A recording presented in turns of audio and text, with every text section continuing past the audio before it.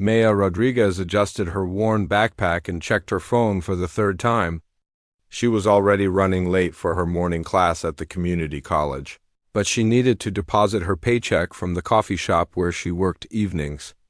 The First National Bank downtown was the only branch that opened early enough for her to make it before her economics lecture at 19. Maya had learned to budget every dollar carefully. Between tuition, textbooks, and helping her mother with rent, money was always tight. She lived in a small apartment across town with her mom, who worked double shifts as a nurse's aide to make ends meet. Maya's father had left when she was 12, and they had managed on their own ever since. The imposing glass and marble building of First National Bank stood like a fortress in the business district. Maya had never been inside before. She usually used the ATM at the grocery store near her apartment. But her paycheck was too large for mobile deposit, and she needed the funds available immediately to pay for her textbooks. She pushed through the heavy revolving door and was immediately struck by the opulent interior. Crystal chandeliers hung from the ceiling, and the floors were polished marble that reflected the morning sunlight. Customers in expensive suits sat in leather chairs, speaking quietly with bank representatives. Maya suddenly felt very aware of her faded jeans, second-hand sneakers, and the coffee stain on her jacket from yesterday's shift. The main lobby buzzed with activity. Tellers worked behind a long counter of gleaming wood and brass, while bank officers sat at desks arranged throughout the spacious floor. Maya approached the customer service desk, where a young man with perfectly styled hair and a crisp suit looked up at her with barely concealed disdain. "Can I help you?" he asked, his tone suggesting he would rather not. "I need to deposit this," Maya said, pulling out her paycheck and her identification. "And I was hoping to open a checking account." The customer service representative, whose nameplate read Brandon Walsh, glanced at the check and raised an eyebrow. "You work at Joe's Coffee Corner?" "Yes, it's near the college," Maya replied. Sensing his judgment, Brandon picked up the check as if it might contaminate him. "The amount is quite small? Are you sure you wouldn't be more comfortable at one of those payday loan places? We typically serve clients with more substantial financial portfolios." Maya felt her cheeks burn, but she kept her voice steady. "I'm a college student. I just want to open a basic checking account and deposit my paycheck." "College student," Brandon repeated, making notes on a form. "Community college, I assume? Not a real university?" The comment hit Maya like a slap. She attended community college because it was all she could afford, but she was proud of her 4.0 GPA and her plans to transfer to the state university next year. "I'm studying business administration." "I'll be transferring to..." "Right," Brandon interrupted, clearly uninterested. "Well, let me see what we can do for you." He made a show of typing on his computer, his fingers moving slowly across the keys. Other customers came and went, but Maya noticed she remained standing while they were invited to sit at desks with bank officers. A well-dressed woman who entered after her was immediately escorted to a private office. "I'm afraid there's a problem," Brandon announced after several minutes. "Your employment history is insufficient for our standard checking account. You've only been at this coffee shop for 6 months." "But I have the money to deposit right now," Maya protested. "And I have identification." "It's not about the money you have today," Brandon said with exaggerated patience. "It's about stability and credit history." "Have you considered a credit union? They might be more suitable for your circumstances." Maya noticed that several other customers and bank employees had begun to pay attention to their conversation. She felt exposed and humiliated, but she needed this account. "What if I maintain a minimum balance? Or get a cosigner?" Brandon sighed dramatically. "Miss Rodriguez, I think you're misunderstanding the type of clientele we serve here at First National. This isn't a place for college students to cash their minimum wage paychecks. We cater to serious investors, business owners, people with established financial standing." The conversation was getting louder, and Maya could see other patrons looking in her direction. Some appeared sympathetic, while others seemed annoyed by the disruption. She felt smaller with each passing moment. "But your advertisement said you welcome all customers," Maya said, her voice barely above a whisper. "Within reason," Brandon replied. Look, I'm trying to save you embarrassment here. Why don't you take your business somewhere more appropriate? There's a check cashing place down the street that would be perfect for someone in your situation. Maya's hands trembled slightly as she reached for her check. The humiliation was overwhelming, but worse was the injustice of it all. She had done nothing wrong. She was a good student, a hard worker, and a responsible person trying to conduct legitimate business. Is there a problem here? Maya turned to see an older woman in a navy suit approaching. Her gray hair was perfectly styled, and she wore an expression of professional concern. Her nameplate identified her as Patricia Henley, Assistant Branch Manager. No problem at all, Mrs. Henley, Brandon said quickly. I was just explaining our account requirements to this young lady. Patricia looked between Brandon and Maya, taking in the situation. What type of account were you interested in opening, dear?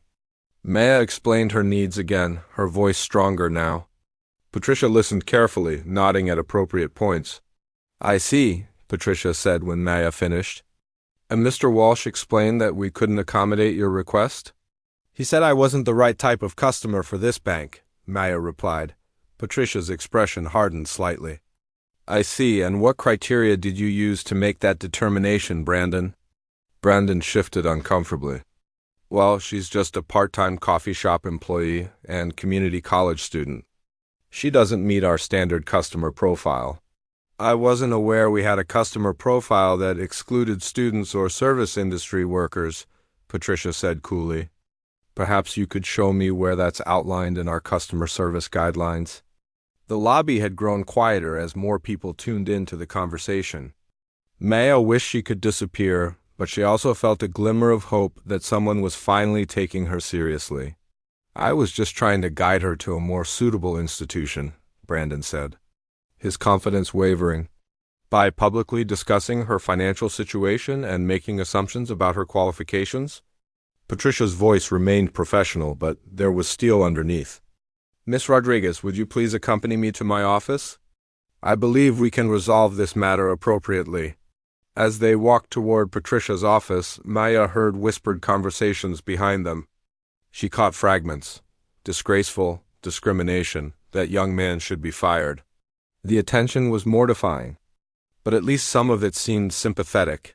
Patricia's office was smaller than the grand lobby, but still impressive, with mahogany furniture and family photos on the desk.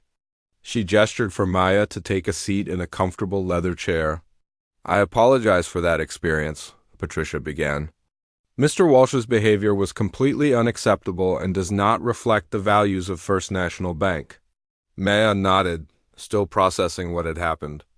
I just wanted to open a checking account. And you absolutely should be able to do that, Patricia assured her. Tell me about yourself. You're studying business administration? Maya found herself relaxing as she talked about her goals, her part-time job, and her plans to transfer to a 4-year university. Patricia listened with genuine interest, asking thoughtful questions about her studies and career aspirations. You sound like exactly the kind of ambitious young person this bank should be proud to serve, Patricia said. Let me get the paperwork started for your checking account, and I'll include a student credit card application if you're interested. As Patricia worked on her computer, Maya felt a mix of relief and lingering anger. She was grateful for Patricia's intervention, but the damage had been done. Everyone in that lobby had witnessed her humiliation. There's something else I want to discuss with you, Patricia continued, looking up from her screen. What happened out there was discrimination, plain and simple.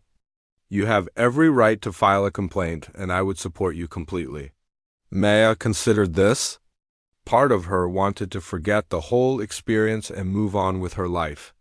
But another part recognized that her treatment was wrong and that other young people might face similar discrimination.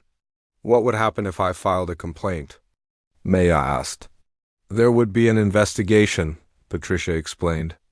Mr. Walsh's behavior would be reviewed, and if the findings support your experience, there would be consequences. More importantly, it would help ensure this doesn't happen to other customers. Maya thought about the other college students she knew who worked part-time jobs and struggled financially. How many of them had been treated similarly? How many had simply left without speaking up? I'd like to file the complaint, Maya decided. Patricia smiled approvingly. I think that's very brave of you. Now, let's get your banking taken care of first, and then we'll handle the complaint process. As Patricia processed Maya's account application, she chatted easily about the bank's services and Maya's academic interests. It was such a contrast to Brandon's treatment tea. 3 days after her humiliating experience at First National Bank, Maya was surprised to receive a phone call from Patricia Henley. She was studying in the community college library when her phone buzzed quietly. Miss Rodriguez, this is Patricia Henley from First National. Do you have a moment to talk?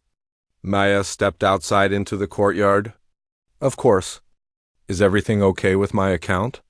Your account is fine, Patricia assured her. I'm calling about your complaint. The bank's corporate office has decided to conduct a full investigation into the incident with Mr. Walsh. They'd like to schedule an interview with you. Maya felt her stomach tighten. An interview? What kind of interview? Nothing intimidating, Patricia explained. The corporate compliance officer wants to hear your account of what happened. It's standard procedure for discrimination complaints. They're taking this very seriously. After scheduling the interview for the following week, Maya hung up feeling uncertain. Part of her wondered if she had made the right decision in filing the complaint. She had just wanted to open a bank account and move on with her life. That evening, Maya mentioned the upcoming interview to her mother over their usual dinner of leftover takeout. Maria Rodriguez looked up from her medical journals with concern. You're sure about this, Mia? Sometimes it's better not to make waves. But what he did was wrong, Mom, Maya replied. Patricia said I should stand up for myself. Maria studied her daughter's face. You're right, of course. I'm proud of you for not backing down. Your father would be proud too. It was rare for Maria to mention Maya's father. After he left, her mother had worked hard to build a life for them without looking backward. Maya knew very little about him, only that his name was Eduardo, and that he had been in business before he disappeared from their lives. What kind of business was he in? Maya asked, seizing the rare opportunity. Maria hesitated, choosing her words carefully. Different things. Investments, real estate. He was always very ambitious. She paused, then added quietly, maybe too ambitious. Before Maya could ask more questions, Maria's phone rang with a call from the hospital. A coworker needed her to come in early for the night shift, and the conversation was forgotten as they both prepared for their respective responsibilities. The following Monday, Maya found herself in the gleaming corporate offices of First National Bank, located on the 32nd floor of the downtown financial district. The compliance officer, a middle-aged woman named Janet Morrison, greeted her professionally and led her to a conference room with floor-to-ceiling windows overlooking the city. Thank you for coming in. Miss Rodriguez, Janet began, opening a thick file folder. I want to assure you that First National takes all discrimination complaints seriously. Can you walk me through exactly what happened last Tuesday morning? Maya recounted the events in detail, from Brandon's dismissive attitude to Patricia's intervention. Janet took careful notes, occasionally asking for clarification about specific comments or behaviors. Did Mr. Walsh ever explicitly state that the bank doesn't serve college students or service industry workers? Janet asked. He said I should go to a payday loan place or check cashing store because those would be more suitable for my circumstances. He said First National serves serious investors and business owners, people with established financial standing. Janet's expression remained neutral, but Maya caught a slight tightening around her eyes. And this conversation took place in the main lobby where other customers could hear. Yes, I was mortified. Other people were definitely listening and watching. Janet made more notes, then looked up at Maya with an expression that seemed almost sympathetic. Miss Rodriguez, can you tell me a bit about your background? Your full name, for instance? Maya found the question odd but answered anyway. Maya Elena Rodriguez? I'm 19, I live with my mother Maria on Elm Street, and I'm studying business administration at Central Community College. And your father? Maya shifted uncomfortably. He's not in my life. He left when I was 12. Why do you ask? Janet appeared to be checking something in her file. What was your father's full name? Eduardo Rodriguez. But I really don't see how that's relevant to what happened with Brandon Walsh. Janet was quiet for a long moment, studying the papers in front of her. When she looked up, her expression had changed completely. There was something like shock in her eyes, mixed with what might have been panic. Miss Rodriguez, I need to step out for just a moment. Please help yourself to water or coffee. I'll be right back. Janet left the conference room quickly, taking the file with her. Through the glass walls, Maya could see her walking rapidly down the hallway toward another office. A few minutes later, Janet disappeared into what appeared to be a corner office with Regional President.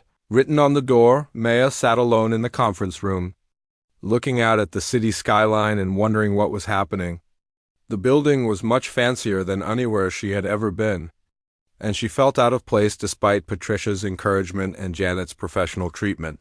About 10 minutes later, Janet returned, but she wasn't alone. With her was a tall, distinguished-looking man in his 50s wearing an expensive suit. His silver hair was perfectly styled, and he carried himself with the confidence of someone accustomed to authority. Miss Rodriguez, Janet said, her voice strangely formal. This is Robert Harrison, Regional President of First National Bank. Maya stood up uncertainly. Is everything okay? Robert Harrison studied her face intensely as if searching for something specific. Miss Rodriguez, please sit down. I have some questions for you, and then I think we need to have a very different kind of conversation than the one you came here expecting. Maya sat back down, confused and slightly alarmed. I don't understand. Am I in some kind of trouble? No, not at all, Robert assured her quickly. But I need to verify some information. You said your father's name is Eduardo Rodriguez? Yes, but when did you last have contact with him? Maya felt increasingly uncomfortable with the direction of the questioning. I told you, he left when I was 12. I haven't seen or heard from him since then. What does this have to do with Brandon Walsh's behavior? Robert exchanged a meaningful look with Janet. Miss Rodriguez, what is your mother's maiden name? Maria Flores Rodriguez. Why are you asking me these personal questions? This is supposed to be about discrimination. Robert leaned back in his chair, still studying Maya's face. Do you know what your father did for a living before he left?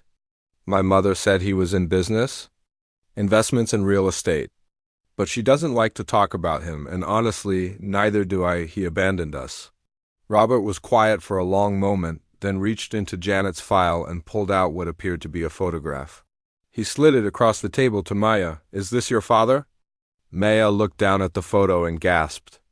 It was definitely Eduardo Rodriguez, though he was younger in the picture than she remembered him.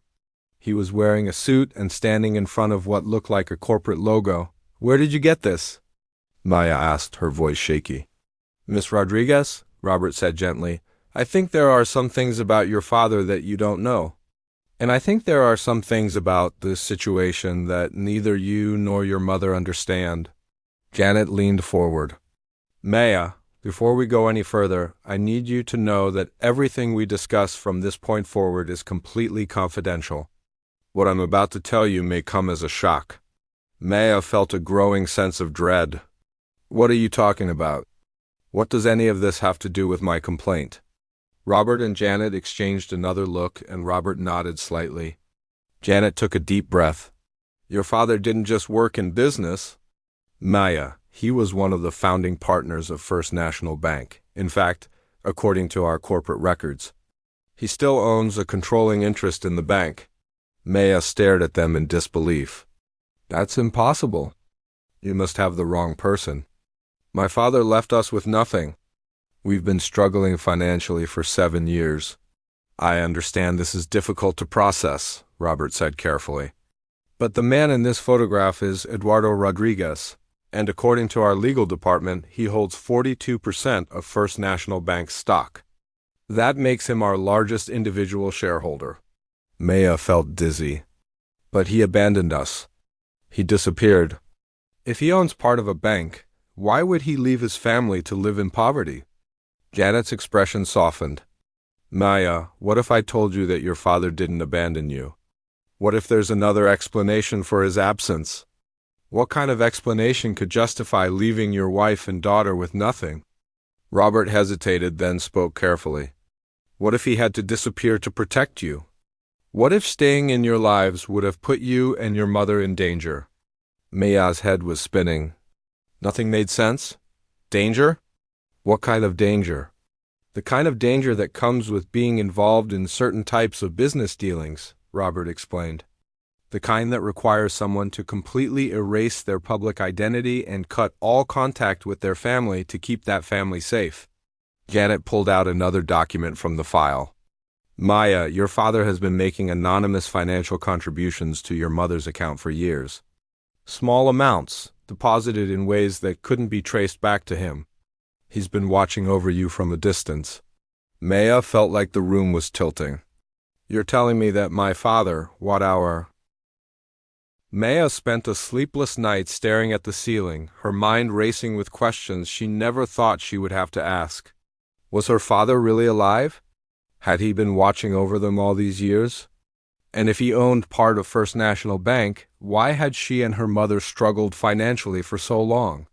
The next morning, she called Patricia Henley before her first class. Patricia had been kind to her during the original incident, and Maya needed someone she could trust to help her understand what was happening. Patricia, it's Maya Rodriguez.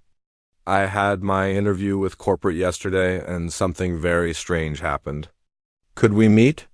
They agreed to meet for coffee before the bank opened. At a small cafe near the campus, Maya told Patricia everything that had happened in the corporate office. Patricia listened with growing amazement and concern. Maya, this is extraordinary, Patricia said when Maya finished her account. I've worked at First National for 15 years, and I've never heard anything like this. If your father really is Eduardo Rodriguez, the Eduardo Rodriguez from our founding documents, then there are going to be some very serious conversations happening at the highest levels of this bank. What do you mean? Patricia lowered her voice. Eduardo Rodriguez isn't just any shareholder. According to bank legend, he was the financial genius who put together the original investor group when First National was founded. Then one day, about 7 years ago, he just disappeared. The board has been trying to contact him ever since because they need his approval for major decisions. Maya felt a chill run down her spine. 7 years ago was exactly when her father had left. Patricia, what if what they told me is true? What if he had to disappear to protect us? From what?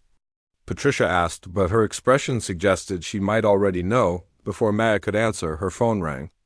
It was Janet Morrison from the corporate office. Miss Rodriguez, we need to meet again today. Can you come in this afternoon? And Maya, please don't discuss yesterday's conversation with anyone. It's very important. After Maya agreed and hung up, Patricia was studying her face carefully. Maya, I want you to be very careful about this situation. If your father really is who they think he is, and if he really did disappear to protect you, then there might be people who would be very interested to learn that his daughter has been found. That afternoon, Maya returned to the corporate offices, but this time she was escorted to a different floor entirely. The elevator took her to the 42nd floor, to what appeared to be the executive suite. The hallways were even more luxurious than the compliance office. With original artwork and Persian rugs, Janet met her at the elevator, but she looked nervous in a way she hadn't the day before. Maya, there are some people who want to meet you. Very important people. Before we go in, I need you to know that everything we discussed today is covered by attorney-client privilege and bank confidentiality agreements. They walked down a hallway lined with portraits of distinguished-looking men and women in business attire. At the end of the hall was a massive wooden door with a brass nameplate that read Chairman of the Board. Janet knocked, and a voice called for them to enter. The office was enormous, with floor-to-ceiling windows overlooking the entire city. Behind a desk the size of Maya's entire dorm room sat a woman in her 60s with silver hair and sharp, intelligent eyes. She stood as they entered, and Maya noticed she moved with the confidence of someone who had been making important decisions for a very long time. Miss Rodriguez, the woman said, extending her hand. I'm Elizabeth Sterling, chairman of the board of First National Bank. Please, have a seat. Maya shook her hand and sat in one of the leather chairs facing the massive desk. Elizabeth Sterling had the bearing of someone who was used to being the most powerful person in the room. Miss Rodriguez, I understand that recent events have been quite overwhelming for you. I want to start by apologizing for the treatment you received in our branch. Brandon Walsh has been terminated, and we are reviewing our training procedures to ensure this never happens again. Maya nodded, but her mind was focused on much bigger questions.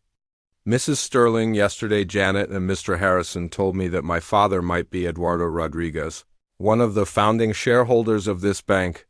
I need to know if that's true. Elizabeth studied Maya's face for a long moment, then opened a file on her desk. She pulled out several photographs and documents and arranged them in front of Maya. These are photographs from our corporate archives, Elizabeth explained. They show Eduardo Rodriguez at various bank events over the years before his disappearance. Maya looked down at the photos and felt her breath catch. It was definitely her father, but he looked different than she remembered. In these pictures he appeared confident, successful, and at ease in rooms full of important-looking people. This is him, Maya whispered. This is definitely my father. Elizabeth nodded. Maya, your father was not just a founding shareholder. He was the architect of this bank's entire business model. His financial strategies and investment philosophies are still the foundation of how we operate today. Then why did he leave? Why did he abandon us? Elizabeth's expression became grave. Because 7 years ago, Eduardo Rodriguez stumbled onto evidence that some of our business partners were involved in illegal activities. Money laundering, specifically. When he tried to expose them, he received credible threats against his family. Maya felt as if all the air had left the room. Threats against us? Eduardo came to me 7 years ago with evidence that could have sent some very dangerous people to prison. He also came with intelligence that these people had identified him as the source of the evidence and were planning to retaliate against his family. Janet leaned forward. Maya, your father didn't abandon you. He made the hardest choice a parent can make. He chose to disappear completely to draw the danger away from you and your mother. But why didn't he tell us? Why didn't he explain? Elizabeth's voice was gentle but firm. Because if you had known the truth, if you had known he was alive and why he left, you might have tried to contact him. And that contact could have been traced by people who wanted to hurt him, and through him, hurt you. Maya was quiet for a long moment, processing this information. You said he's been sending money anonymously. How much? Elizabeth consulted her file. Your mother's accounts show deposits over the past 7 years totaling approximately $200,000. Always in small amounts, always untraceable. Always designed to look like normal financial aid or work bonuses. Maya thought about all the times her mother had mentioned unexpected overtime pay or small scholarships Maya had supposedly won. She thought about how they had always managed to pay rent even when her mother missed work due to illness. She thought about the mysterious way her community college tuition had always seemed to work out, even when the financial aid office couldn't explain all the funding sources. He's been taking care of us all along, Maya said quietly. He has, Elizabeth confirmed. And Maya, there's something else. The people who threatened your father 7 years ago were arrested 6 months ago. The danger is finally over. Maya looked up sharply. What does that mean? It means, Elizabeth said with a slight smile, that Eduardo Rodriguez can finally come home. Before Maya could respond, there was a soft knock on the office door. Elizabeth called for the person to enter, and Janet Morrison walked in. But she wasn't alone. Behind her walked a man Maya recognized immediately, even though he looked older and more tired than the father she remembered. Eduardo Rodriguez was grayer, and there were new lines around his eyes, but his smile was exactly the same as it had been when she was 12 years old. Hello? Mia, he said softly. Maya stood up slowly, her emotions cycling between joy, anger, confusion, and relief so rapidly that she couldn't speak. Eduardo approached carefully, as if he wasn't sure he had the right to be there. I know you have every reason to be angry with me, he began. I know this doesn't make up for 7 years of being absent from your life. But I need you to know that leaving you and your mother was the hardest thing I have ever done, and not a day has passed that I haven't thought about you both.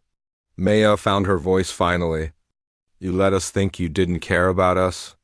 I know, Eduardo said, tears in his eyes. I know, and I'm sorry. But Mia, if I had stayed, if those people had found you because of me, I never could have forgiven myself. Your safety was worth more than my happiness. Maya looked back and forth between her father and Elizabeth Sterling. So what happens now? Elizabeth stood up. Now your father reclaims his position on our board of directors. Now your family is reunited. And now we make sure that every employee of this bank understands that discrimination will never be tolerated. Eduardo stepped closer to his daughter. Maya, I know I have a lot to make up for. I know you probably hate me. But if you're willing to give me a chance, I would like to be part of your life again. I would like to meet the amazing young woman you've become and help you achieve all the goals you've been working so hard for. Maya looked at her father for a long moment. She thought about all the nights her mother had worked double shifts. She thought about all the times she had wondered if she was worth loving. She thought about the humiliation she had felt in the bank lobby just a few days ago, but she also thought about the sacrifices he had made.